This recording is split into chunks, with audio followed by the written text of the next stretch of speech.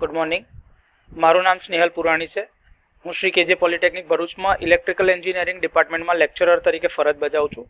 આપણે chapter number 1 renewable energy resources જોઈ રહ્યા છે, ગ્રીન ટેકનોલોજી વિષયનું, કે જેની અંદરમાં આપણે અત્યાર સુધી ચાર લેક્ચર જોયા છે કે જેની અંદર આપણે non conventional energy resources, solar, wind એના વિશેની વાત કરી છે. પણ આજે હવે એના કરતા અલગ પ્રકારના રિન્યુએબલ એનર્જી રિસોર્સની વાત કરીશું, જેને આપણે એડવાન્સ રિન્યુએબલ એનર્જી રિસોર્સ કહીએ છીએ. જેમાં મુખ્યત્વે આ જે ભાગ જે છે એ છે હાઇડ્રોજન ફ્યુઅલ સેલ ઉપર આજે આપણે વાતચીત કરવાના છીએ. તો આજના જે પ્રેઝન્ટેશનમાં છે એમાં આપણે જોવાના છે ભાઈ advance non conventional energy sources એટલે શું. એમાં હાઇડ્રોજન ફ્યુઅલ સેલ ઇમ્પોર્ટન્ટ છે, જેને આપણે જોવાના છે. તો એની કેરેક્ટરિસ્ટિક શું છે, એના એડવાન્ટેજીસ શું છે, એની લિમિટેશન્સ શું છે, એપ્લિકેશન શું છે, મેજર અચીવમેન્ટ્સ અત્યાર સુધી આપણે હાઇડ્રોજન ફ્યુઅલ સેલથી લઈએ બતાવ્યા છે તે એ કયા કયા છે, કયા પ્રકારના હાઇડ્રોજન ફ્યુઅલ અવેલેબલ છે, એના ક્લાસિફિકેશન વિશે વાતચીત કરીશું. અને છેલ્લે છે રેફરન્સીસ, કે જેની મદદથી આજે આ પ્રેઝન્ટેશન આપણે તૈયાર કરેલું છે. તો વાત કરવામાં આવે તો ગ્લોબલી આપણે જોઈએ છે તો દિવસે ને દિવસે આપણી એનર્જી ડિમાન્ડમાં ખાસો એવો વધારો થઈ રહ્યો છે. પણ સાથે સાથે પર્યાવરણના કન્સર્ન બી વધી રહ્યા છે, કેમ કે પ્રદૂષણ જે છે એ વધી રહ્યું છે. સાથે ને સાથે વાતાવરણમાં ગરમી વધી રહી છે, એટલે કે ગ્લોબલ ટેમ્પરેચર વધી રહ્યું છે, જેના લીધે ગ્લેશિયર પીગળી રહ્યા છે, નદીનું સ્તર વધી રહ્યું છે, જમીનનું ધોવાણ વધી રહ્યું છે, ઓઝોન લેયરમાં ડિપ્લેશન થઈ રહ્યું છે. એ જ બધા કારણોના લીધે થઈને આપણે પૃથ્વીને બચાવવા માટે જે આપણે નોન કન્વેન્શનલ એનર્જી રિસોર્સનો ઉપયોગ કરી રહ્યા છે, તો એના જરૂરિયાત એટલા માટે જ છે કેમ કે આપણે આ પૃથ્વીને જીવી શકાય એવી સસ્ટેનેબલ, એફિશિયન્ટ અને પર્યાવરણને મદદરૂપ થઈ શકે એવા એન્વાયરમેન્ટ ફ્રેન્ડલી રિસોર્સિસની આપણે ખોજ કરી રહ્યા છે, કે જેના કારણે કે જેના ઉપયોગથી આપણે દુનિયાને થતું નુકસાન અથવા તો પૃથ્વીને થતું નુકસાન અટકાવી શકાય, જેથી ફ્યુચર જનરેશનને સારું વાતાવરણ મળી શકે. નોન કન્વેન્શનલ એનર્જી સોર્સિસ જે છે એને આપણે રિન્યુએબલ અથવા તો ઓલ્ટરનેટિવ એનર્જી રિસોર્સિસ તરીકે બી જોઈએ છે, કે જે ટ્રેડિશનલ ફોસિલ ફ્યુઅલ એટલે કે પેટ્રોલિયમ પ્રોડક્ટ્સ અને ન્યુક્લિયર એનર્જી છે એના કરતાં પણ વધારે ક્લીનર અને ઇનોવેટિવ સોલ્યુશન આપી રહ્યા છે, જેના કારણે વાતાવરણને થતું પ્રદૂષણ અટકી રહ્યું છે અને આપણાને જોઈતી જરૂરિયાત પ્રમાણની ઉર્જા જે છે એ પણ મળી રહી છે.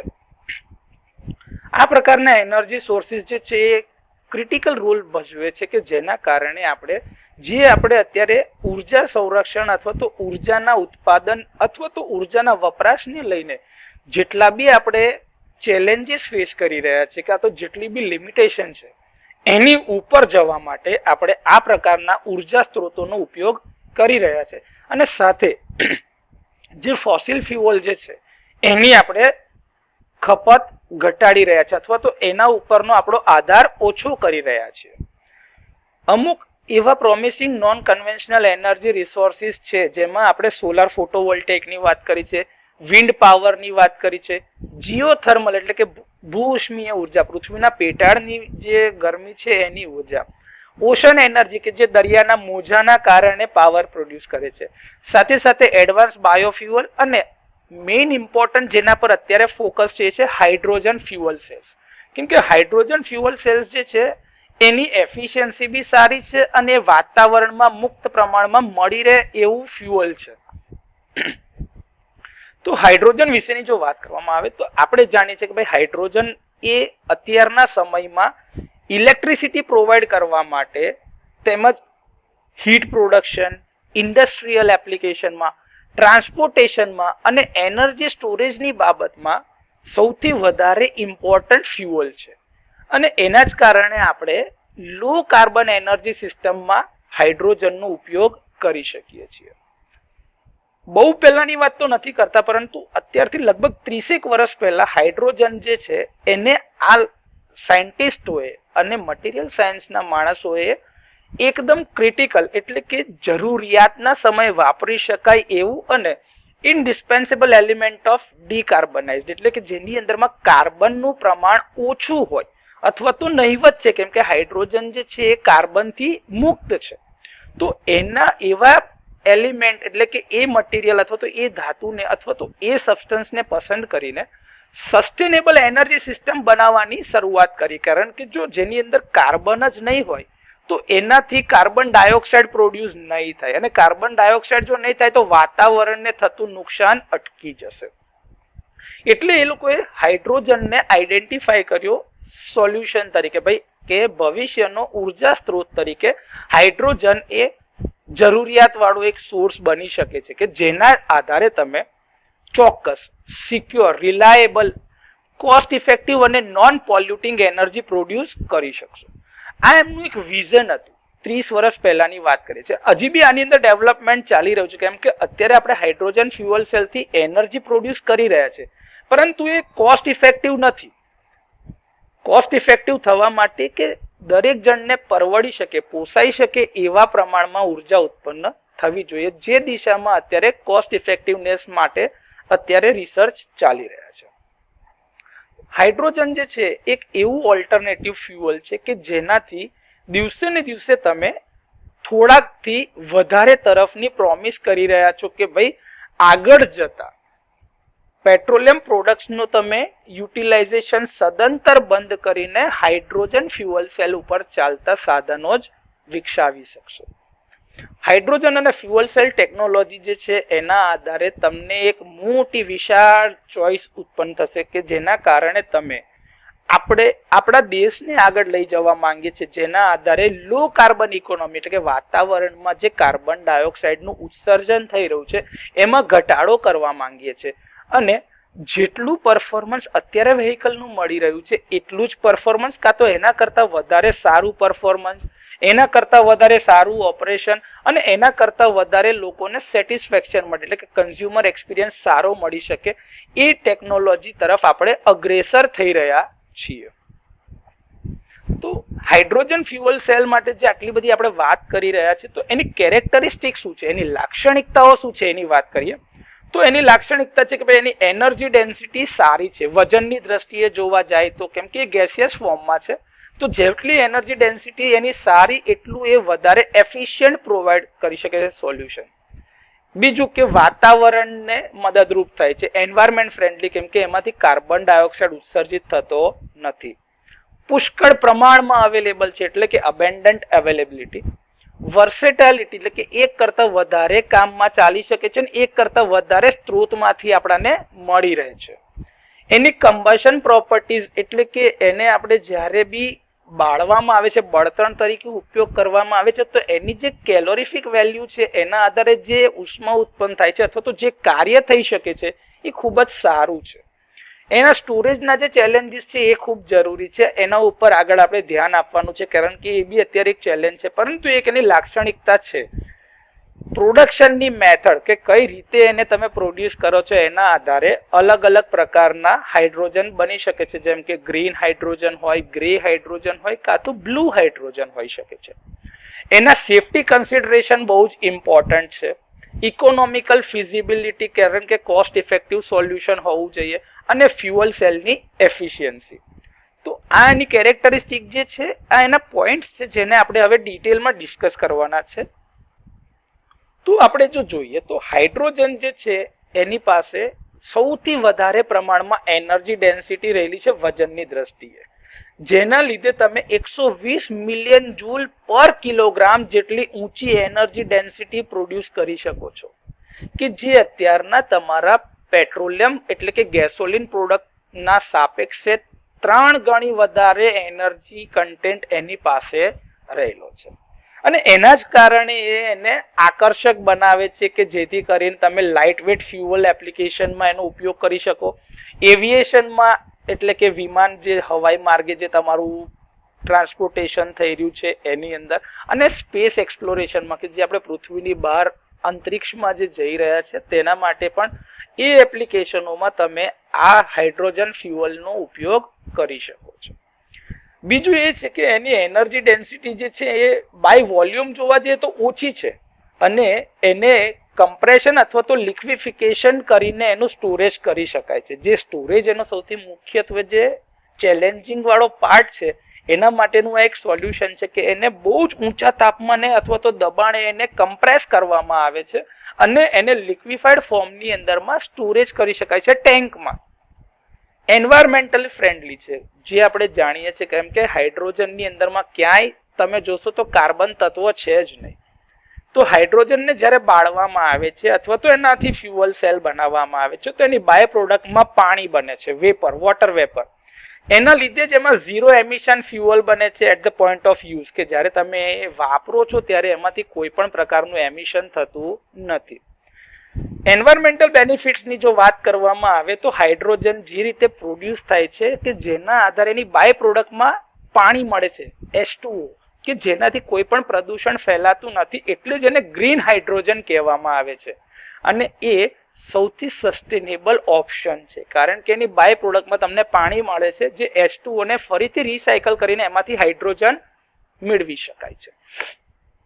તો આ રીતે હાઇડ્રોજન ફ્યુઅલ સેલ જે છે એ તમારું એન્વાયરમેન્ટ ફ્રેન્ડલી સોલ્યુશન છે. એબેન્ડન્ટ અવેલેબિલિટી જે તમને વાત કરવામાં આવે છે કે ભાઈ હાઇડ્રોજન જે છે આખા વિશ્વમાં સૌથી પૂરતા પ્રમાણમાં અથવા તો અખૂટ માત્રામાં મળતું તત્વ છે અથવા તો એલિમેન્ટ છે. પૃથ્વી ઉપર પાણી મળી આવેલું છે, હાઇડ્રોકાર્બન છે અને બીજા કમ્પાઉન્ડ છે, દરેકની અંદરમાં હાઇડ્રોજન અવેલેબલ છે. એટલે કે હાઇડ્રોજનની હાજરી નકારી શકાય નહીં. બીજું એવું છે કે ભાઈ એ પૂરતા પ્રમાણમાં અખૂટ માત્રામાં અવેલેબલ છે, પરંતુ પ્યોર હાઇડ્રોજન જે છે એ વાતાવરણમાં એકલું અસ્તિત્વ ધરાવતું નથી. એને એક અથવા તો બીજા સ્વરૂપમાંથી અલગ કરવામાં આવે છે, એક્સ્ટ્રેક્ટ કરવામાં આવે છે અને એને લીધે જે તમારે જરૂરિયાત ઊભી થાય છે એનર્જી, જે વપરાશ જે જરૂરી છે કે એને છૂટો પાડવા માટે જે ઉર્જાની જરૂર છે એ ખૂબ જ વધારે છે.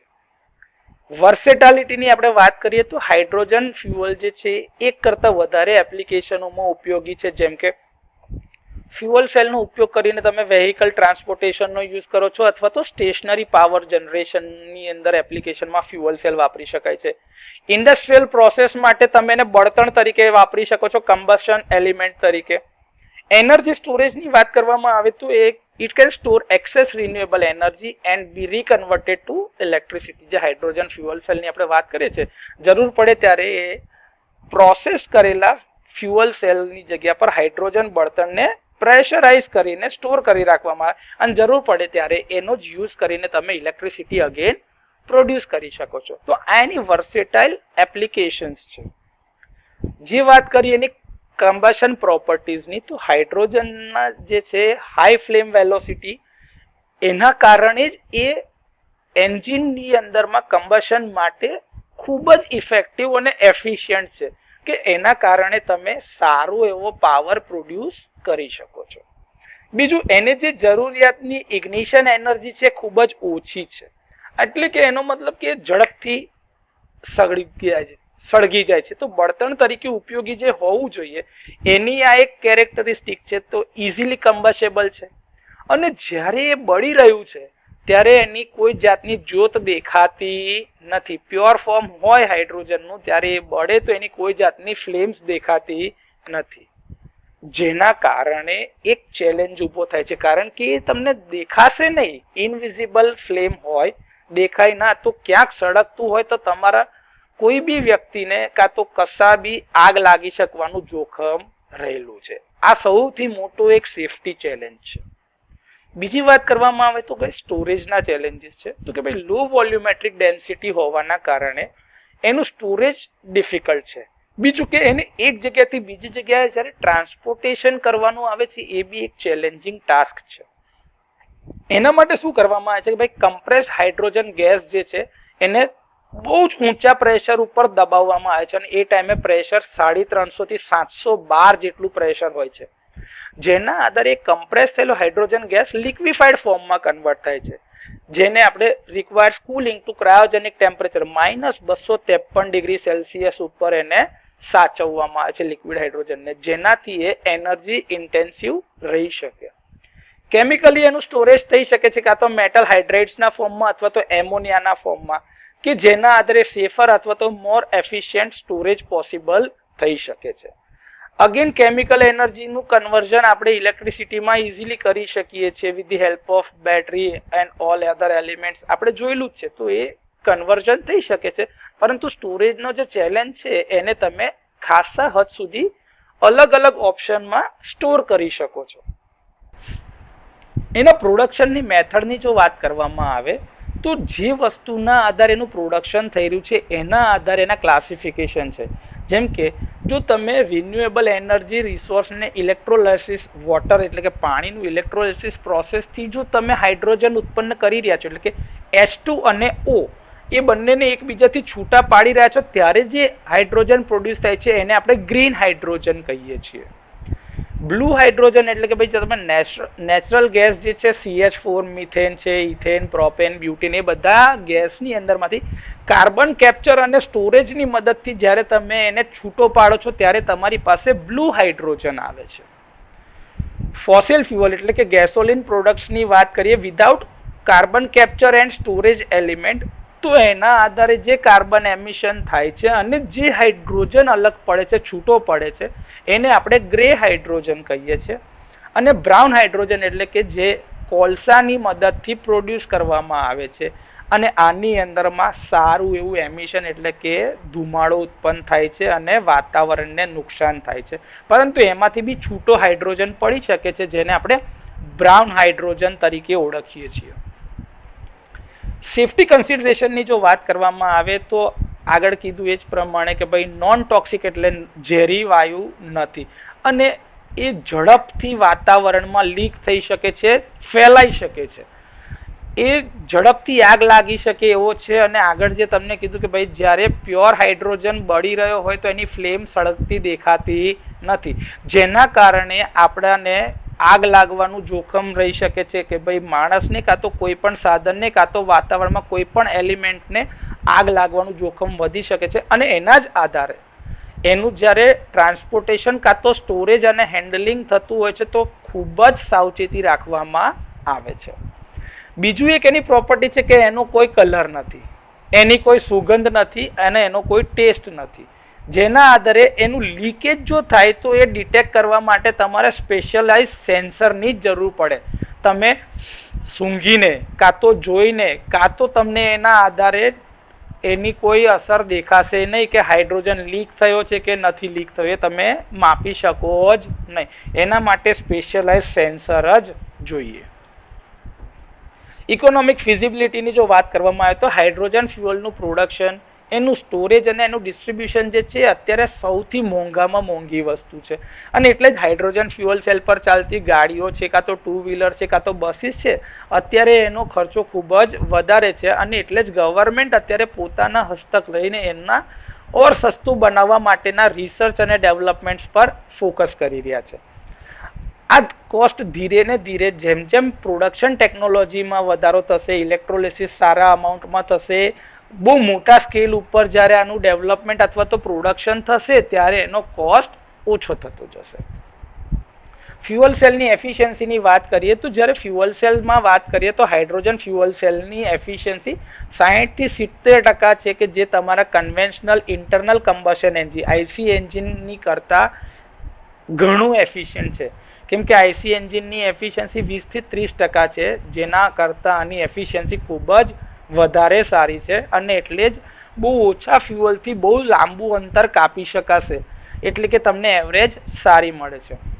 એટલે જ આપણે કહીએ છીએ કે ભાઈ હાઇડ્રોજન ફ્યુઅલ જે છે આવનારા ભવિષ્ય માટે વાતાવરણને કાર્બન મુક્ત કરવા માટે એટલે કે ડીકાર્બનાઇઝેશન માટે અને જ્યારે જ્યારે જરૂર પડશે હેવી ઇન્ડસ્ટ્રીઝમાં, એવિએશનમાં, સ્પેસ એક્સપ્લોરેશનમાં, શિપિંગમાં, ટ્રાન્સપોર્ટેશનની અંદરમાં, ઇન્ડસ્ટ્રીયલ પ્રોસેસની અંદરમાં, હીટિંગમાં, બધામાં હાઇડ્રોજનની કમ્પેરિઝન કોઈની સાથે કરવી શક્ય જ નહીં હોય, કારણ કે એટલું એફિશિયન્ટ છે કે આગળના ભવિષ્યમાં આપણી જે ઉર્જાની ખપતને લઈને જે પ્રશ્નો ઊભા થાય છે એનું આ એક સૌથી સારું સોલ્યુશન બનશે. જો આપણે આટલી બધી કેરેક્ટરિસ્ટિકની વાત કરી, હવે એના જ આધારે એના થોડા એડવાન્ટેજીસ જાણીએ કે હાઇડ્રોજન ફ્યુઅલ સેલના એડવાન્ટેજીસ શું છે. તો એક કે ઝીરો એમિશન છે, એટલે કે વાતાવરણને પ્રદૂષણ કરતા નથી. પહેલા એક કામ કરીએ, એનું લિસ્ટ આઉટ કરી લઈએ, પછી એક દરેક આપણા જે એડવાન્ટેજીસ છે એને ડિટેલમાં સમજીએ. તો એના એડવાન્ટેજીસ છે ઝીરો એમિશન, એટલે કે વાતાવરણમાં પ્રદૂષણ ફેલાવતા નથી. અબેન્ડન્ટ એન્ડ વર્સેટાઇલ, એટલે કે અખૂટ માત્રામાં મળે છે અને એક કરતાં વધારે એપ્લિકેશનમાં ઉપયોગી છે. હાઈ એનર્જી એફિશિયન્સી, એટલે કે એની એફિશિયન્સી ખૂબ જ સારી છે એનર્જી કન્વર્ઝનમાં. એનર્જી સ્ટોરેજનું સોલ્યુશન આપી શકાય છે. વાતાવરણમાંથી કાર્બન ડાયોક્સાઇડ દૂર કરે છે, એટલે કોઈ બી સેક્ટર તમે એવું બાકી નહીં રાખી શકો જેમાં તમે હાઇડ્રોજન ફ્યુઅલ સેલ ના વાપરી શકો. લાઇટ વેટ અને હાઈ એનર્જી કન્ટેન્ટના કારણે ખૂબ જ ઉપયોગી થવાનું છે અને એના જ આધારે જે તમારી ફ્યુઅલ ટેન્ક જે પહેલા બનતી હતી મોટી, એની જગ્યાએ નાના ફ્યુઅલ ટેન્કમાં ઓછી માત્રામાં ફ્યુઅલથી તમે એટલું જ કામ વધારે કરી શકશો. એનર્જી ઇન્ડિપેન્ડન્સ છે, કારણ કે એ કોઈના ઉપર આધારિત નથી. રિફ્યુઅલિંગ ખૂબ જ ઝડપથી થઈ શકે છે.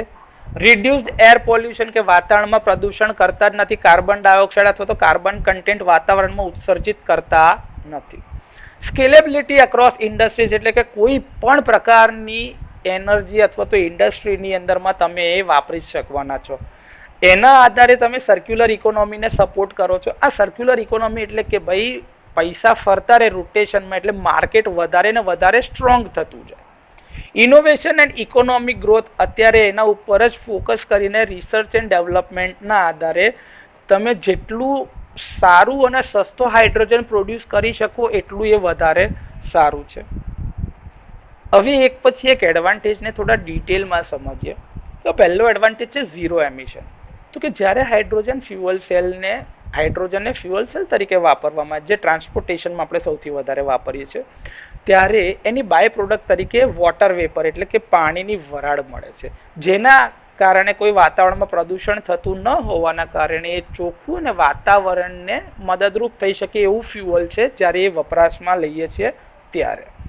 હાઇડ્રોજનના કારણે ગ્રીન હાઉસ ગેસ એમિશન, એટલે કે કાર્બન ડાયોક્સાઇડ એમિશન જે છે, મિથેન, ઇથેન, પ્રોપેન જેવા બાય પ્રોડક્ટના જે ગેસીસ પ્રોડ્યુસ થાય છે એ સિગ્નિફિકન્ટલી ઓછા થઈ જાય છે અથવા તો ઘટી જાય છે, જેના કારણે વાતાવરણમાં એક સૌથી સારામાં સારો પ્રોમિસિંગ એનર્જી રિસોર્સ તરીકે હાઇડ્રોજન ઉપયોગમાં લેવાય છે.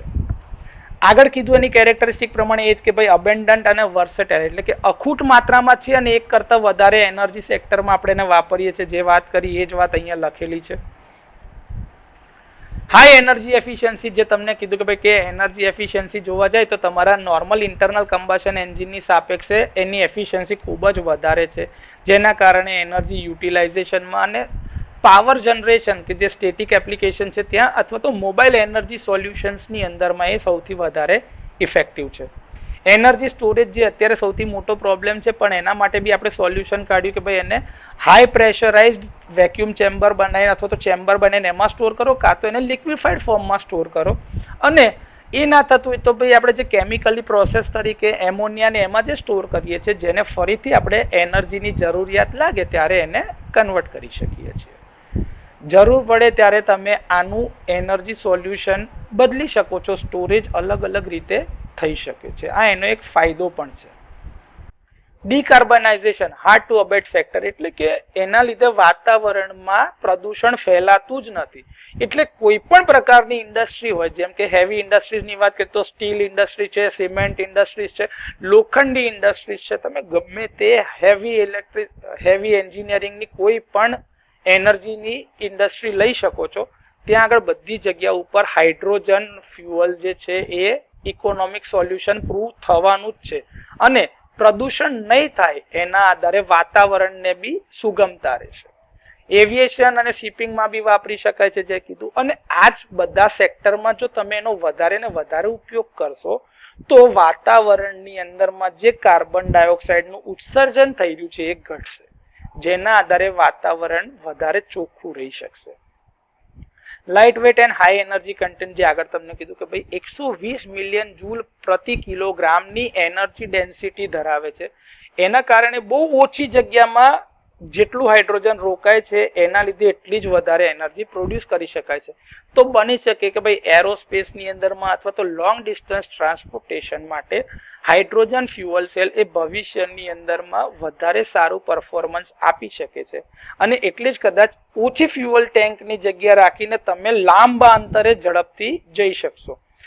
ત્યારે ખાલી અત્યારે જે સોલ્યુશનની જરૂરિયાત છે એ છે કે હાઇડ્રોજન ફ્યુઅલ રિફ્યુએલિંગ સ્ટેશન જોઈશે, કે જેવા આપણા અત્યારે પેટ્રોલ પંપ છે એવા હાઇડ્રોજનના પંપ હોવા જોઈએ, કે જેથી કરીને તમે તમારી એ સ્ટોરેજ ટેન્કની અંદરમાં હાઇડ્રોજન ભરાઈ શકો ને જઈ શકો.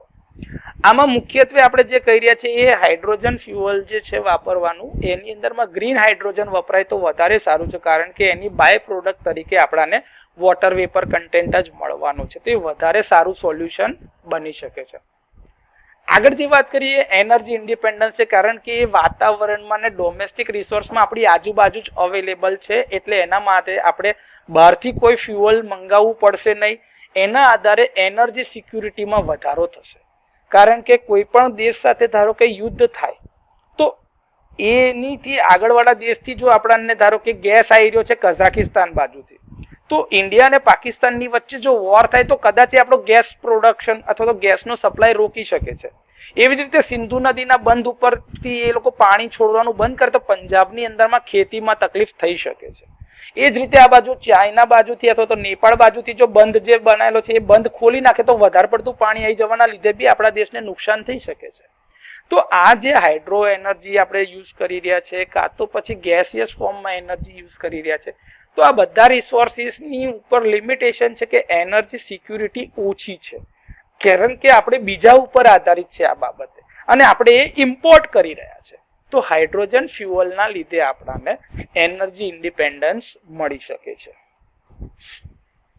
ફાસ્ટ રિફ્યુઅલિંગ એટલે કે જે હાઇડ્રોજન ફ્યુઅલ સેલ છે એ વેહિકલની અંદરમાં ભરાવા માટે જે તમારા ગેસિયસ ફ્યુઅલ એટલે કે ગેસોલિન રિફ્યુઅલિંગ સ્ટેશન, તમે પેટ્રોલ પંપ પર જતા હોય તો પેટ્રોલ કે ડીઝલ ભરાવો છો, એની અંદર જે 3 થી 5 મિનિટ લાગે છે, બેટરી વેહિકલ્સની અંદરમાં લાંબો ટાઈમ લાગે છે ચાર્જિંગ માટે, એ બધાની સાપેક્ષે હાઇડ્રોજનનું રિફ્યુઅલિંગ વધારે ફાસ્ટ છે.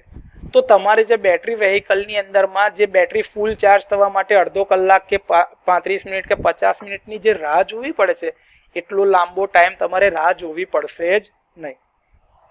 એર પોલ્યુશન અસર ઓછી છે, એટલે કે બહુ ઓછું એર પોલ્યુશન થાય છે, કેમ કે હાઇડ્રોજન ફ્યુઅલ સેલ અને ઇન્ટરનલ કમ્બશન એન્જિન જે છે એની સાપેક્ષે જે નોક્સ એટલે કે નાઇટ્રોજન ઓક્સાઇડ અથવા તો સલ્ફર ડાયોક્સાઇડ જેવા SOx ગેસીસ જે પ્રોડ્યુસ કરે છે, પર્ટિક્યુલર મેટર જે PM પ્રોડ્યુસ કરીએ છીએ, એવું ઉત્સર્જન હાઇડ્રોજન ફ્યુઅલ સેલના આધારે થતું નથી, જેના કારણે બહુ જ ચોખ્ખી એર મળે છે અને એના લીધે લોકોના સ્વાસ્થ્યની ઉપર જે આડઅસર થતી હતી એ આડઅસર ઓછી થઈ શકે છે.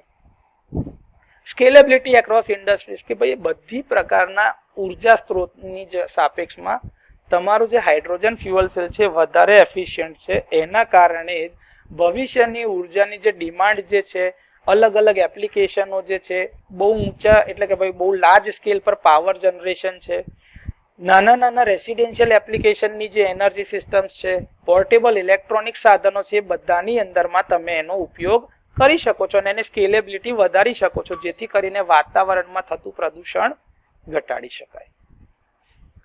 સપોર્ટ સર્ક્યુલર ઇકોનોમી એટલે કે ભાઈ જ્યારે ઇલેક્ટ્રોલિસિસ ના લીધે તમે રિન્યુએબલ એનર્જીની લીધે હાઇડ્રોજન પ્રોડ્યુસ કરી શકો છો, એ જ હાઇડ્રોજન જ્યારે બળતણ તરીકે વપરાય છે ત્યારે એની બાય પ્રોડક્ટ તરીકે હાઇડ્રોજન વોટર વેપર આપી રહ્યું છે. વોટર વેપર આપવાના લીધે પાણી બની રહ્યું છે અને એ પાણીના જથ્થાનો ફરીથી ઇલેક્ટ્રોલિસિસ પ્રોડ્યુસ કરીને તમે હાઇડ્રોજનમાં એને રીકન્વર્ટ કરી શકો છો.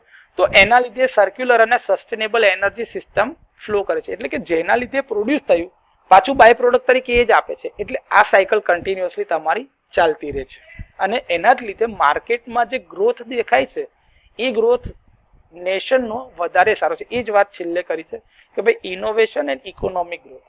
તો અત્યારે લોકો હાઇડ્રોજન ટેકનોલોજીની અંદરમાં ઇનોવેશન કરવા માટે એની અંદર વધારે ને વધારે એમ્પ્લોયમેન્ટ મળે, એનાથી વધારે સારી જોબ્સ ક્રિએટ થાય, એના ઉપર ફોકસ કરીને કાર્બન ડાયોક્સાઇડનું જે ઉત્સર્જન છે એ ઘટાડી રહ્યા છે. અને એટલે જ કદાચ એ આપણા દેશના નહીં આખા વિશ્વના એનર્જી રિસોર્સિસમાં કોઈ પણ દેશની પ્રગતિના માટે જરૂરી એવું ભાગ ભજવે છે, જેના કારણે એ દેશનો કાં તો એ જગ્યાનો વિકાસ થઈ શકે, ઇકોનોમિક ડેવલપમેન્ટ થઈ શકે. તો આ થોડા હાઇડ્રોજન ફ્યુઅલ સેલના એડવાન્ટેજીસ છે.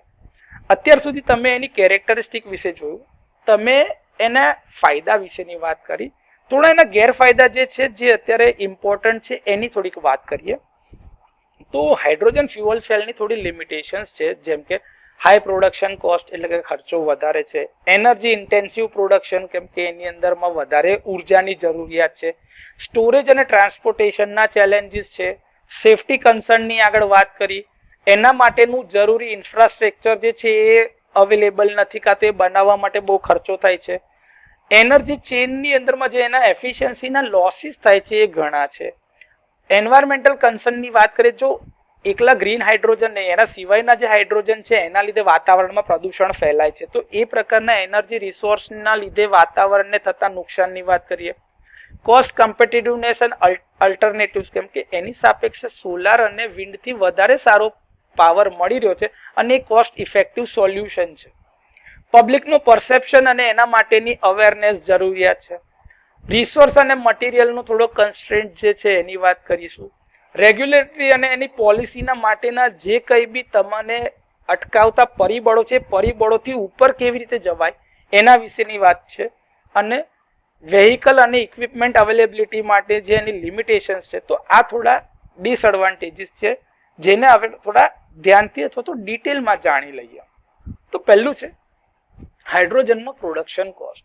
તો જ્યારે ગ્રીન હાઇડ્રોજન બને છે તો ઇલેક્ટ્રોલાઇસિસ પ્રોસેસથી જ બને છે, પરંતુ એના માટે જે અત્યારે પ્રોડક્શન જે થઈ રહ્યું છે અત્યારે ખૂબ જ મોંઘું થઈ રહ્યું છે ફોસિલ ફ્યુઅલ જનરેશનની સાપેક્ષે.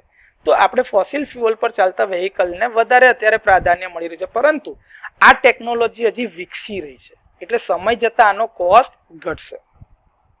બ્લુ હાઇડ્રોજન કે જે કાર્બન કેપ્ચરની મદદથી બને છે એ બનવો સહેલો છે, પરંતુ એના માટે કાર્બન કેપ્ચર સ્ટોરેજ બનાવવું પડે છે જે કોસ્ટલી સોલ્યુશન છે અને એ ટેકનોલોજી હજી ખૂબ જ મોટા પ્રમાણમાં માર્કેટમાં અવેલેબલ નથી એટલે એનું લિમિટેડ યુઝ છે.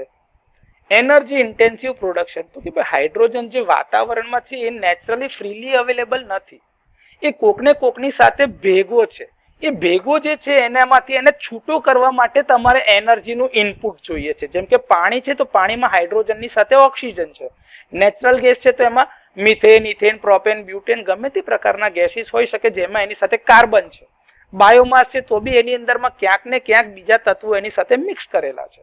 તો એમાંથી હાઇડ્રોજનને છૂટો પાડવા માટે અલગ પ્રકારની ઉર્જાની જરૂરિયાત રહે છે અને એના લીધે એને પ્રોડ્યુસ કરવા માટે જે ઉર્જા વપરાય છે એમાં એની એફિશિયન્સી ઘણી ઓછી છે. ઇલેક્ટ્રોલિસિસ પ્રોસેસથી જ્યારે તમે બ્લુ હાઇડ્રોજન એટલે ગ્રીન હાઇડ્રોજન પ્રોડ્યુસ કરો છો ત્યારે બી એની એફિશિયન્સી ઓછી છે. એટલે કે એવું કે છે કે ભાઈ તમારા એફિશિયન્સી અત્યારે ખૂબ જ ઓછી મળે છે જેના લીધે એના એનર્જીના લોસીસ ખૂબ જ વધારે છે. એ ઘટાડવા તરફ અત્યારે રિસર્ચ એન્ડ ડેવલપમેન્ટમાં ધ્યાન આપવામાં આવી રહ્યું છે. બીજું જે સ્ટોરેજ અને ટ્રાન્સપોર્ટેશનના ચેલેન્જ એ જે તમને કીધું કે ભાઈ એને ખૂબ જ ઊંચા પ્રેશર પર એટલે કે 350 થી 712 જેટલા પ્રેશર પર અને એનું લિક્વિફિકેશનનું જે પોઈન્ટ છે -253°C કે જે ક્રાયોજેનિક ટેમ્પરેચર છે એટલા નીચા ટેમ્પરેચર પર લઈ જવા માટે સ્ટોરેજ માટે તમારે ખૂબ જ ખર્ચો કરવો પડે છે એટલે કે એનું સ્ટોરેજ બહુ કોસ્ટલી છે. બીજું એનું સ્ટોરેજ છે કેમિકલ સ્ટોરેજ, જેમાં તમે એમોનિયા અથવા તો મેટલ હાઇડ્રેટ્સના ફોર્મમાં પણ એને સ્ટોર કરી શકો છો. હવે આ જે કમ્પ્રેસિંગ અથવા તો લિક્વિફાઈંગની પ્રોસેસ છે હાઇડ્રોજન માટેની એની અંદર ખૂબ જ એનર્જીનો વ્યય થાય છે અને એનો ખર્ચો પણ વધારે છે. એક જગ્યાએથી બીજી જગ્યાએ હાઇડ્રોજનને પાઇપલાઇન અથવા તો ટેન્કરની મદદથી મોકલવું થોડું ચેલેન્જિંગ છે કેમ કે એના એક તો મોલેક્યુલની સાઇઝ બહુ નાની છે, તો ક્યાંય લીકેજ થઈ જાય ને તો તમને ખબર જ ના પડે કે હાઇડ્રોજન લીક થઈ ગયો છે, કારણ કે હાઇડ્રોજનની ના કોઈ સ્મેલ છે, ના કોઈ કલર છે, ના કોઈ ફ્લેમ છે. એટલે આગ લાગતી હોય તો ખબર બી ના પડે કે આગ લાગી છે અને ઘણું બધું નુકસાન થઈ શકે છે. એટલે એનું લીકેજ બી અટકાવવું પડે ને એના માટે અલગ પ્રકારના ટેન્ક બનાવવા પડે ને મટીરિયલ એવા બનાવવા પડે કે જેને સેન્સ કરી શકે એના લીકેજને, એ બી જરૂરી છે. સેફટી કન્સર્ન્સની વાત કરીએ તો હાઈલી ઇનફ્લેમેબલ છે એટલે કે હાઈલી ફ્લેમેબલ છે એટલે કે તરત જ આગ પકડી લે છે, એને આગ લાગવામાં બહુ વાર લાગશે જ નહીં અને આગ ઝડપથી ફેલાઈ જશે બધી જગ્યા ઉપર, જેના કારણે ફ્લેમેબિલિટી બહુ વધી જાય તો તમારે એના માટે અલગ પ્રકારના સેફટી પ્રોટોકોલ્સ અથવા કાયદાઓ રાખવા પડશે. લો ઇગ્નિશન એનર્જી અને એની આગ જોઈ શકાતી નથી પ્યોર ફોર્મમાં જ્યારે બળે છે ત્યારે, જેના કારણે લીકેજ અથવા તો ફાયર થાય તો એ ડિટેક્શન નહીં થઈ શકે. એના માટે તમારે અલગ પ્રકારના સ્પેશિયલ સેન્સર્સ જ વાપરવા પડશે. એનું જે ઇન્ફ્રાસ્ટ્રક્ચર અવેલેબલ છે માર્કેટમાં એ થોડું લિમિટેડ છે, જેના કારણે પ્રોડક્શન, એનું સ્ટોરેજ, એનું જે ડિસ્ટ્રીબ્યુશન અને એનું યુટિલાઇઝેશન, રિફ્યુઅલિંગ જે છે અત્યારે અંડર ડેવલપમેન્ટમાં ચાલી રહ્યું છે. એટલે કે બહુ જે તમને પેટ્રોલ પંપ વધારે દેખાય છે એવા હાઇડ્રોજન ના પંપ વધારે જોઈ શકાશે નહીં. એવું એક હાઇડ્રોજનનું ગ્લોબલ ઇન્ફ્રાસ્ટ્રક્ચર ઊભું કરવું પડે, જેના કારણે તમને જરૂરિયાત પડે, જ્યાં જરૂર પડે ત્યાં બધી જગ્યા પર હાઇડ્રોજન ફ્યુઅલ મળી રહેવું જોઈએ, જેથી કરીને તમારા વેહિકલ ચાલતા રહે. તમને એક સિગ્નિફિકન્ટ ઇન્વેસ્ટમેન્ટ અથવા તો સમયની એમાં જરૂરિયાત છે. એટલે લોંગ ટર્મ પ્રોસેસ છે અને એ અત્યારે ધીરે ધીરે ડેવલપ થઈ રહ્યું છે. Efficiency losses in the energy change, જે તમને કીધું કે ભાઈ દરેક સ્ટેપ ઉપર એનર્જી કન્વર્ઝનમાં, ચાહે એ પ્રોડક્શન હોય, એનું સ્ટોરેજ હોય, એનું ટ્રાન્સપોર્ટેશન અથવા તો એનું યુસેજ હોય ફ્યુઅલ સેલમાં, એ બધામાં થોડા અંશે એનર્જી એફિશિયન્સીનો લોસ થાય જ છે.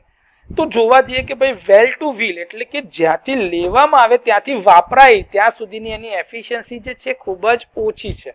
બેટરી વેહિકલ્સની સાપેક્ષે એના લોસીસ વધારે છે. અત્યારે એને જ ઓછું કરવા માટે રિસર્ચ ચાલી રહ્યા છે. વાતાવરણના કન્સર્નની જો વાત કરવામાં આવે તો ખાલી ગ્રીન હાઇડ્રોજન એવું છે કે જે એન્વાયરમેન્ટ ફ્રેન્ડલી છે. એના સિવાયના બધા સોલ્યુશનની અંદરમાં વાતાવરણમાં કાર્બન ડાયોક્સાઇડનું એમિશન થાય જ છે, જેના કારણે વાતાવરણમાં પ્રદૂષણ થઈ રહ્યું છે. તો એનાથી તમને હાઇડ્રોજન ચોક્કસ મળી રહ્યો છે, પરંતુ વાતાવરણને જે થઈ છે નુકસાન એ તો થઈ જ રહ્યું છે. તો આપણે એવા નોન રિન્યુએબલ એનર્જી રિસોર્સિસ બનાવવા પર ધ્યાન અપાય કે જેથી વાતાવરણને થતું નુકસાન ઘટાડી શકાય.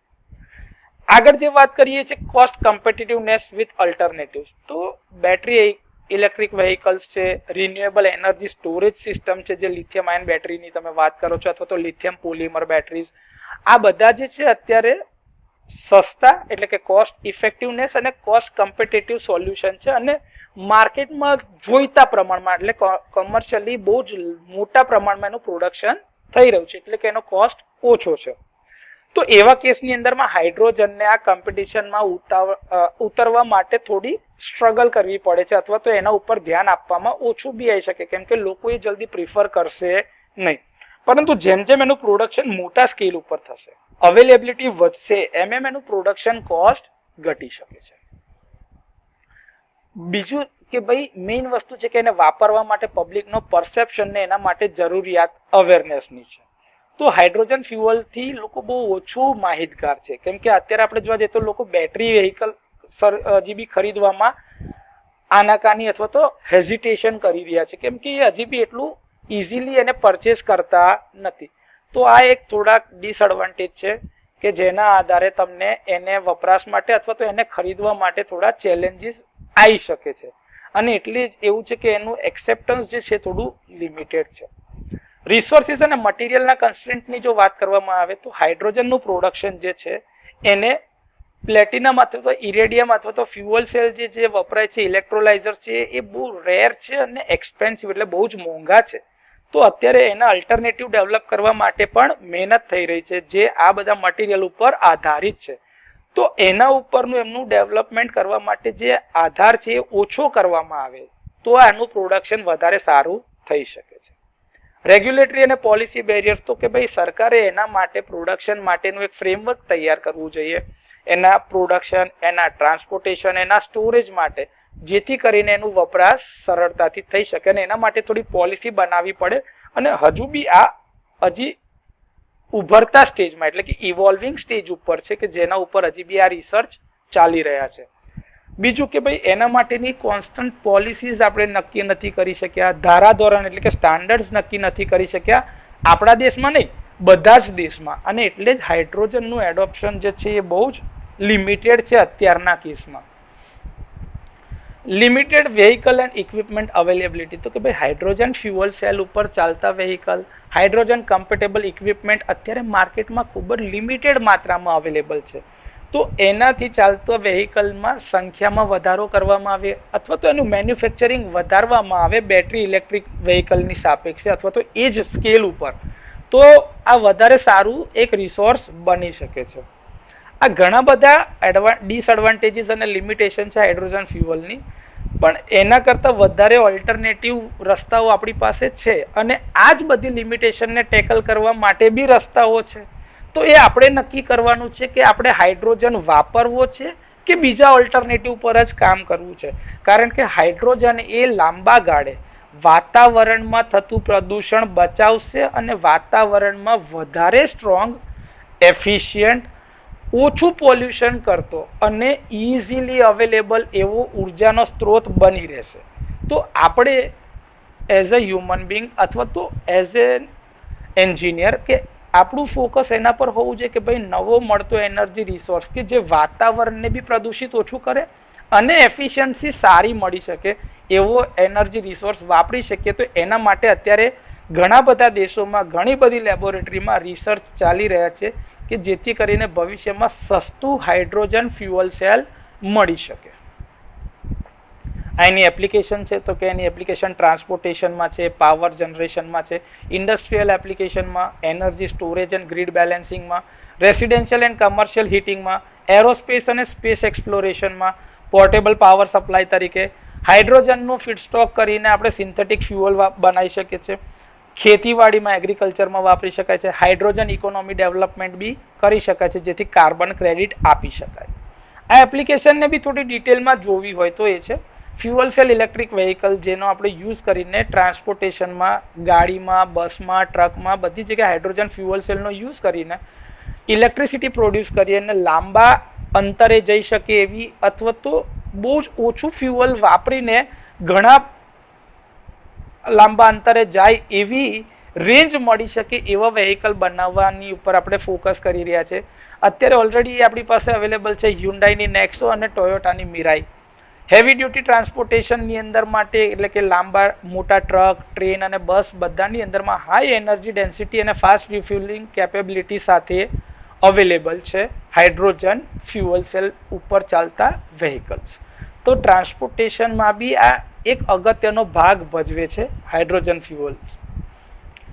એવિએશન અને શિપિંગની વાત કરવામાં આવે તો બહુ ઓછી જગ્યામાં બળતણની જરૂરિયાત છે, એટલે કે ખૂબ જ થોડા બળતણમાં ખૂબ જ લાંબા અંતરે તમે જઈ શકો છો. તો આના લીધે વાતાવરણમાં થતું પ્રદૂષણ ઘટે છે, પ્લસ જરૂરી એવું ફ્યુઅલની અંદર બી ઘટાડો થઈ શકે છે. તો એના લીધે તમે લાઇટ વેટ એવિએશન અથવા તો એરક્રાફ્ટ અથવા તો એરોપ્લેન્સ બનાવી શકો છો, જેથી કરીને તમારે બહુ ઊંચા અંતર પર જવા માટે અથવા તો બહુ લાંબા અંતર પર જવા માટે તમે વધારે હલકા એરક્રાફ્ટ બનાવી શકો છો.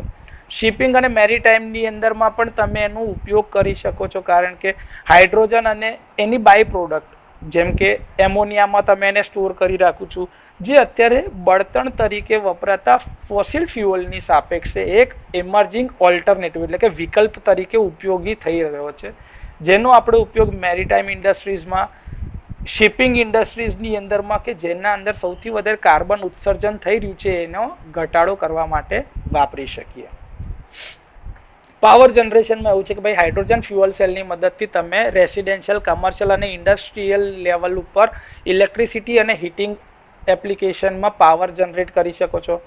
બેકઅપ પાવર સપ્લાય તરીકે, ઓફ ગ્રીડ પાવર સોલ્યુશન માટે અને combined heat end power CHP સિસ્ટમ્સમાં તમે એનો ઉપયોગ કરી શકો છો.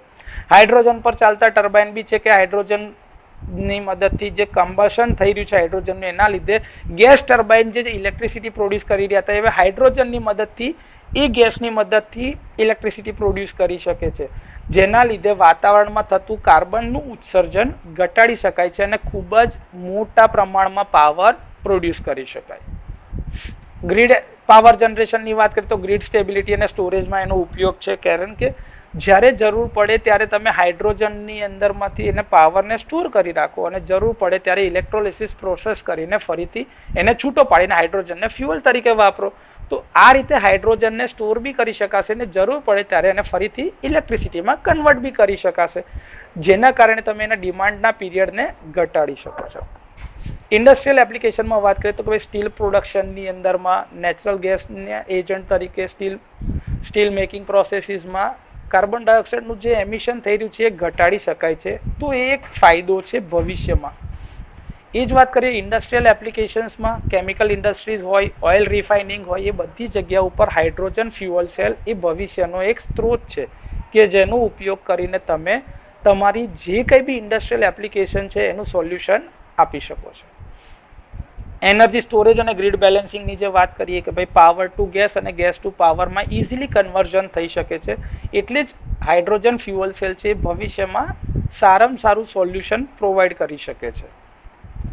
રેસિડેન્શિયલ અને કમર્શિયલ હીટિંગમાં હાઇડ્રોજનનો ઉપયોગ કરીને તમે નેચરલ ગેસથી ચાલતા સાધનોને રિપ્લેસ કરી શકો છો હીટિંગ સિસ્ટમમાં, જેના લીધે કાર્બનનું એમિશન ઘટાડી શકાય છે.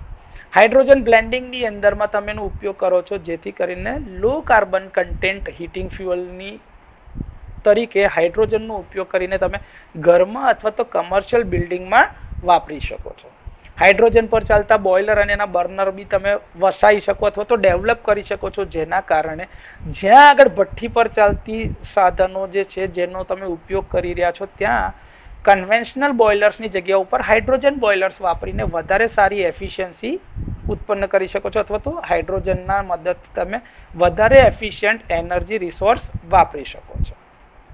એરોસ્પેસ અને સ્પેસ એક્સપ્લોરેશનમાં જે તમને મેં કીધું કે ભાઈ રોકેટ ફ્યુઅલ તરીકે એડવાન્સ એરોસ્પેસ એપ્લિકેશનમાં તમે એનો ઉપયોગ કરી શકો છો, જેથી કરીને તમે લાંબા અંતરે ખૂબ જ ઓછા ફ્યુઅલમાં જઈ શકો છો, જે એનો સૌથી મોટો એક એડવાન્ટેજ છે કે જે તમારા એરક્રાફ્ટનું અથવા તો તમારા રોકેટનું વજન ઓછું કરે છે. આનો જ અત્યારે યુઝ નાસામાં અને ઇન્ડિયાના ઇસરોમાં અને બધી જગ્યા પર યુઝ કરવામાં આવી રહ્યો છે. પોર્ટેબલ પાવર સપ્લાય તરીકે તમે ઇલેક્ટ્રોનિક્સની અંદરમાં, મિલિટરી એપ્લિકેશન્સમાં, સ્માર્ટફોન, લેપટોપ બધાની બેટરીમાં, ડ્રોન્સની અંદરમાં તમે આનો ઉપયોગ કરી શકો છો, જેથી હાઇડ્રોજન ફ્યુઅલ સેલથી ચાલતી બેટરી વધારે લાંબો સમય ચાલી શકે છે, એટલે ઓછા ચાર્જિંગ અથવા તો ચાર્જિંગ સાયકલમાં ઘટાડો કરી શકાય છે, જે એક એનો સૌથી મોટો ફાયદો છે. બીજું કે મિલિટરી એપ્લિકેશનમાં હાઇડ્રોજન ફ્યુઅલ સેલ જે છે રિલાયેબલ અને અવાજ પ્રદૂષણ એટલે કે ધ્વનિ પ્રદૂષણ વગરનું પાવર જનરેશનનું સોલ્યુશન આપી શકે છે. એટલે એવી જગ્યા પર કે જ્યાં આગળ તમારી પાસે લિમિટેડ રિસોર્સ છે, રિમોટ લોકેશન છે, જ્યાં પાવર અવેલેબલ નથી, એવી જગ્યા ઉપર તમે હાઇડ્રોજન ફ્યુઅલ વાપરી શકો છો. તો એ તમારી પાસે એક સોલ્યુશન છે. એને તમે સિન્થેટિક ફ્યુઅલ તરીકે વાપરીને ફીડ સ્ટોક કરી શકો છો, કારણ કે એમાં જે કેપ્ચર્ડ CO2 છે જેની મદદથી તમે સિન્થેટિક ફ્યુઅલ જેમ કે મિથેનોલ, ઈ ડીઝલ, ઈ કેરોસીન વગેરે બનાવી શકો છો, અને એ ડીકાર્બનાઇઝિંગ સેક્ટરની અંદરમાં એવિએશન અને શિપિંગમાં સૌથી વધારે ઉપયોગી થઈ શકે છે, કારણ કે આ જ સેક્ટર એવા છે કે જેના કારણે વાતાવરણમાં ખૂબ જ મોટા પ્રમાણમાં કાર્બન ડાયોક્સાઇડ ઉત્સર્જિત થઈ રહ્યું છે. તો કાર્બન ફ્રી બનાવવા માટે હાઇડ્રોજન ફ્યુઅલ એ ભવિષ્યમાં ખૂબ જ મોટો ભાગ ભજવવાનું છે. એગ્રીકલ્ચરમાં વાત કરીએ તો કે ભાઈ એમોનિયાના પ્રોડક્શનની અંદરમાં ખાતર બનાવવા માટે જે હાઇડ્રોજન છે એ ખૂબ જ ઇમ્પોર્ટન્ટ એલિમેન્ટ છે અથવા તો કમ્પોનન્ટ છે.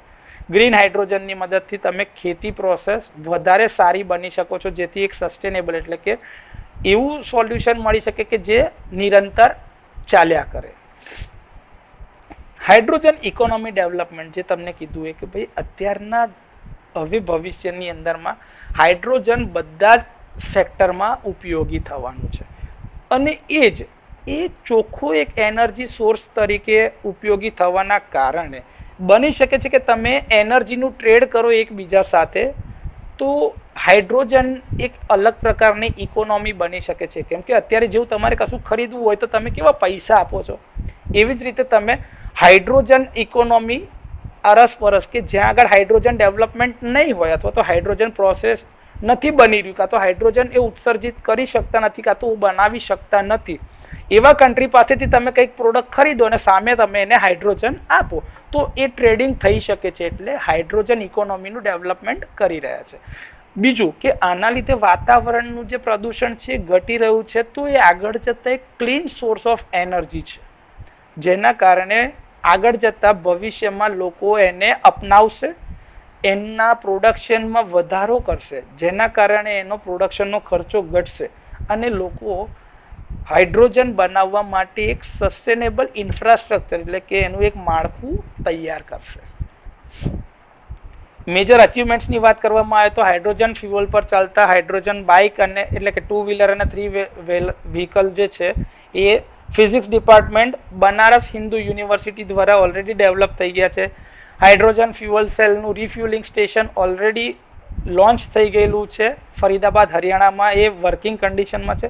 આના થોડા મેજર એડવાન્ટેજીસ જે છે એ બી તમને બતાવું છું. હાઈ આલ્ફા જે ડેવલપ કરવામાં આવેલું હતું 3 વ્હીલર એ હાઇડ્રોજન એનર્જી ટેકનોલોજી ઉપર આધારિત છે. મહિન્દ્રા એન્ડ મહિન્દ્રા સાથે આઈઆઈટી દિલ્હીના એક્સલન્સ સેન્ટરે ભેગા થઈને આ ડેવલપ કરેલું છે. ટાટા મોટર્સ અને ઇન્ડિયન ઓઇલે ભેગા થઈને હાઇડ્રોજન ફ્યુઅલ સેલ પર ચાલતી બસો પણ ઉપયોગમાં લીધેલી છે. જો એના થોડા અચીવમેન્ટ જે છે એના વિશે વાત કરવામાં આવે તો તમને એ બતાવું.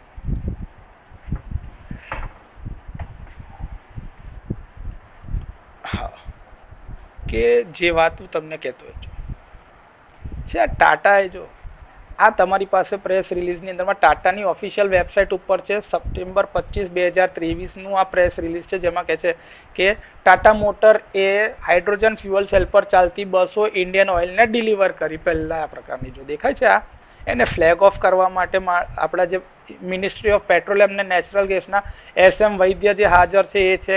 IOCLના ચેરમેન છે ઉમી શ્રીવાસ્તવા, એક્ઝિક્યુટિવ ડાયરેક્ટર IOCLના છે mister Rajendra Petkar, president and chief technology officer Tata Motors. આ બધા લોકો અહીંયા આગળ ભેગા થઈને એને ફ્લેગ ઓફ આપી રહ્યા છે, એટલે કે એને ચલાવી રહ્યા છે કે ભાઈ એને શરૂઆત કરી રહ્યા છે. તે ટાઈમે જો શ્રી હરદીપ સિંઘ પુરી આર્યા દેખાય છે આ union minister of petroleum and natural gas ત્યાં આગળ ઊભા છે એન્ડ અર્બન હાઉસ અફેર્સ.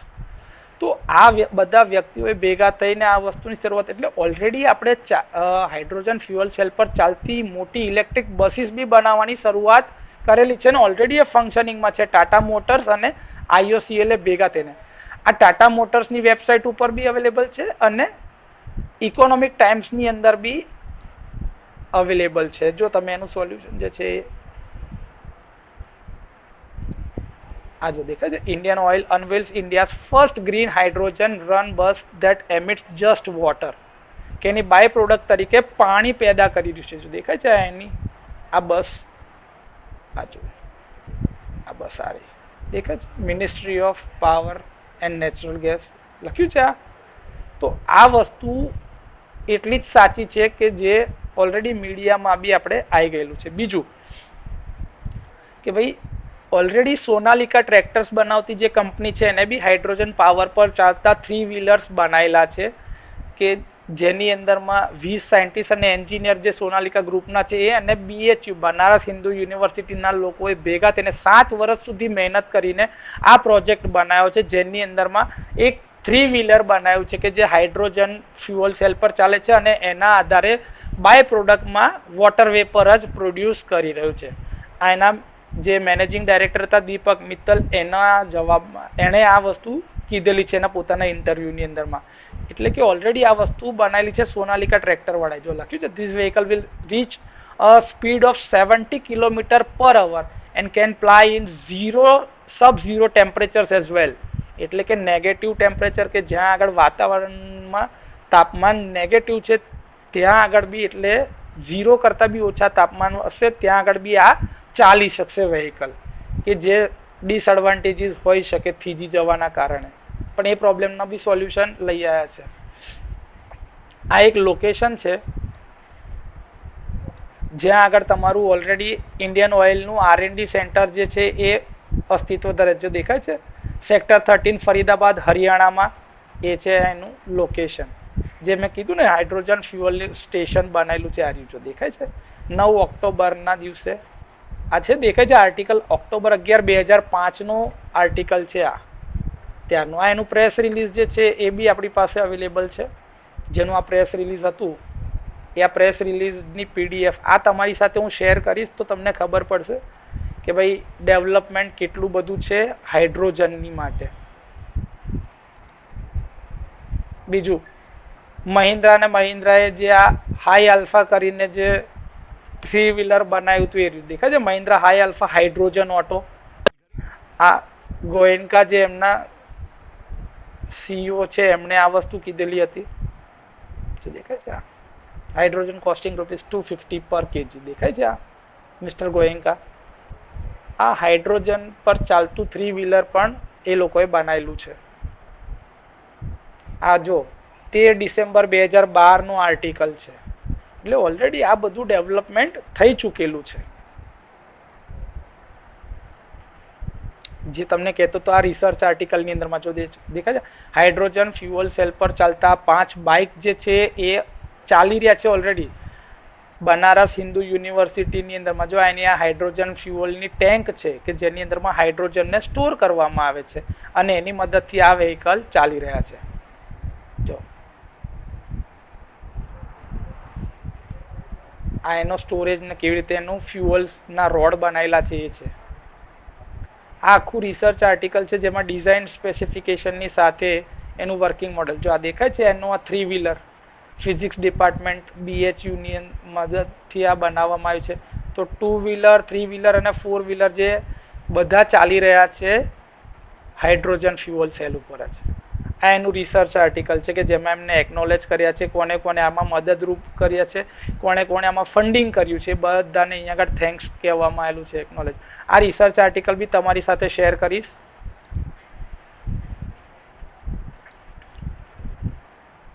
જો BHU eyes hydrogen as a fuel આ 2012 ની વાત છે કે ત્યારે આ ટાઈમ્સ ઓફ ઇન્ડિયામાં આવી ગયું હતું. ત્યારથી આ વસ્તુ પર એ લોકો ફોકસ કરીને આવા 2 વ્હીલર 3 વ્હીલર 4 વ્હીલર બનાવવા ઉપર ધ્યાન આપી રહ્યા છે. તો આ બધા એડવાન્ટેજીસ છે. જો hydrogen energy in changing environmental scenarios આના ઉપર ઓલરેડી ઘણા બધા રિસર્ચ આર્ટિકલ્સ બી આવી ગયા છે. આ બધી જ ઇન્ફોર્મેશન હું તમારી સાથે શેર કરીશ જેના આધારે તમને એ ખબર પડશે કે હાઇડ્રોજન અત્યારના જમાનામાં સૌથી વધારે ઇમ્પોર્ટન્ટ ફ્યુઅલ સેલ છે. જે તમને કીધું કે ભાઈ નેશનલ ગ્રીન હાઇડ્રોજન મિશન એ કરતા પહેલા જોઈ લઈએ કે ભાઈ બીજી કોઈ ઇન્ફોર્મેશન છે. અચ્છા okay, current status of hydrogen energy in India.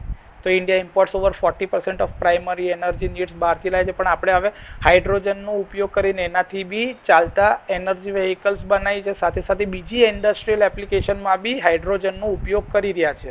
અને એના માટે નેશનલ ગ્રીન હાઇડ્રોજન મિશન સરકાર દ્વારા ચાલુ કરવામાં, જેની પાછળ સરકારે 19,744 કરોડ રૂપિયા આપેલા છે, જેમાંથી 17,490 કરોડ એ ફક્ત ને ફક્ત ગ્રીન હાઇડ્રોજનના પ્રોડક્શન ઉપર છે અને 1,466 કરોડ એના પાયલોટ પ્રોજેક્ટ ડેવલપમેન્ટ ઉપર આપેલા છે.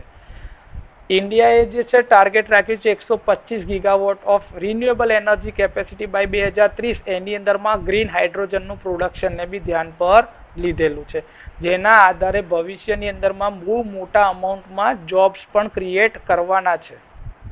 એના પ્રોડક્શનના ખર્ચા કયા કયા છે, જેના ચેલેન્જીસની આપણે વાત કરીએ છીએ, ઇન્ફ્રાસ્ટ્રક્ચર ડેવલપમેન્ટ, ઇન્ટરનેશનલ કોમ્પિટિશન, એના ફાયદા શું થઈ શકે છે, એનું ફ્યુચર શું હોઈ શકે છે. જો આ દેખાય છે આ ગ્રીન હાઇડ્રોજન માર્કેટની ફોરકાસ્ટ 2022થી જે અત્યારે માર્કેટમાં એનું એક અસ્તિત્વ રેકગ્નાઇઝ કરી શક્યા છે. તો 2032 સુધીની અંદરમાં આપણે જે ફોરકાસ્ટ કર્યું છે તો એમાં દિવસે ને દિવસે વધારો જ થવાનો છે. એનું માર્કેટ હશે $12.95 બિલિયન, એટલે વધતું જશે. ઇન્ડિયાનું આ માર્કેટ શેર છે કે જે આપણે ફોકસ કરી રહ્યા છે વધારવા માટે. એવો જ બીજો એક એપ્લિકેશન હતો તો જ્યાં આગળ તમારે જોવું છે તો એ એક સેક્ટરની વાત કરીએ તો તમે જે પ્રોડક્શન માંગી રહ્યા છો હાઇડ્રોજનનું, તો આ ગ્રીન હાઇડ્રોજન એનર્જી કેવી રીતે પ્રોડ્યુસ થાય છે, એના માટે કઈ ફેસિલિટી છે, આ થોડુંક એના વિશેની ઇન્ફોર્મેશન છે. એનું ઇમ્પોર્ટન્સ શું છે કે ભાઈ એ વાતાવરણને થતું નુકસાન કેવી રીતે બચાવે છે, કારણ કે એની બાય પ્રોડક્ટ તરીકે વોટર વેપર જ બની રહ્યું છે. તો એ વાતાવરણને થતું નુકસાન સહજતાથી બચાવી શકે છે. ગ્રીન હાઇડ્રોજન વિશેની જો ડિટેલમાં વાત કરીએ તો આ થોડાક રિસોર્સિસ છે જે મેં તમને શેર કરેલા છે અને એનો જ ઉપયોગ કરીને તમારે આગળ તમને પરીક્ષામાં પૂછવામાં આવે ત્યારે તમારે લખવાનું છે. એવી જ રીતે બ્લુ હાઇડ્રોજનનું જે પ્રોડક્શન થાય છે કે ભાઈ નેચરલ ગેસ રિઝર્વોયરની અંદરમાંથી, તો એની એપ્લિકેશન ને ફિઝિબિલિટી, આ બધા જે રિસર્ચ આર્ટિકલ્સ છે એટલા માટે જરૂર છે કારણ કે સરળતાથી સમજાઈ શકે છે. જો આ દેખાય છે કે ભાઈ મિથેન કાઢવામાં છે, મિથેન અને અહીંયા આગળ જ્યાં કાર્બન ડાયોક્સાઇડ બની જાય છે અલગ, ને ત્યાંથી હાઇડ્રોજન અલગ થઈ જાય છે. તો હાઇડ્રોજન જે છે એ પાવર સ્ટોરેજ ને પાવર એપ્લિકેશનમાં વપરાશમાં લઈ લેવાય છે ને જરૂર પડે ત્યારે એની બાય પ્રોડક્ટ તરીકે વોટર વેપર બને અને પાછું ઇલેક્ટ્રોલિસિસ પ્રોસેસથી પાછું હાઇડ્રોજનમાં છૂટું પાડી શકાય છે. તો આ જ બધા એના એડવાન્ટેજીસ છે. એના થોડા બેકગ્રાઉન્ડ, થોડું એના વિશેનો ડિટેલ એનાલિસિસ કે ક્યાંથી તમને રિસોર્સ તરીકે આ સર્વ કરે ને ક્યાંથી તમને હાઇડ્રોજન મળી શકે છે. એવી જ રીતે બીજું એક છે કે ભાઈ ગ્રીન હાઇડ્રોજન શું છે, ગ્રે હાઇડ્રોજન શું છે, બ્લુ હાઇડ્રોજન શું છે, એમાં શું તફાવત છે. તો પરીક્ષામાં જો પૂછવામાં આવે તો તમને આ વસ્તુ ખબર પડી શકે છે.